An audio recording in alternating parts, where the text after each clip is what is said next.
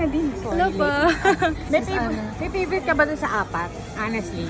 Ako po yung Big Honey talaga yung favorite Hindi ko. yung kami sa layout. Layout! Ano mo yung favorite? Be honest. Gaganda lahat. Yeah, maganda lahat. Tsaka ano talaga, as in, Sorry. it was really a collaborative process. Para habang nagsushoot po kami, okay ba yung pose? And parang palitan natin, okay ba yung hair?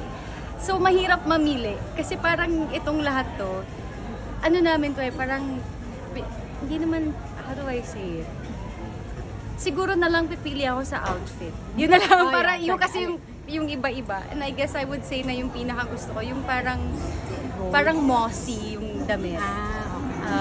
Kasi sobrang interesting lang yan tignan. Parang pag nakita mo kasi yung outfit in person, parang hindi ka sure kung damo ba siya, moss ba siya, saan ba siya gawa, damit ba yan?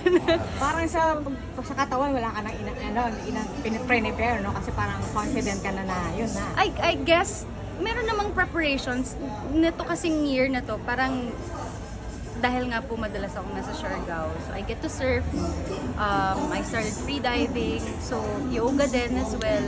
So hindi man ganun ka grabe yung preparation ko, hindi naman ako tumigil sa mga physical activities din as well. So I guess hindi na rin naman mahirap mag-prep for me.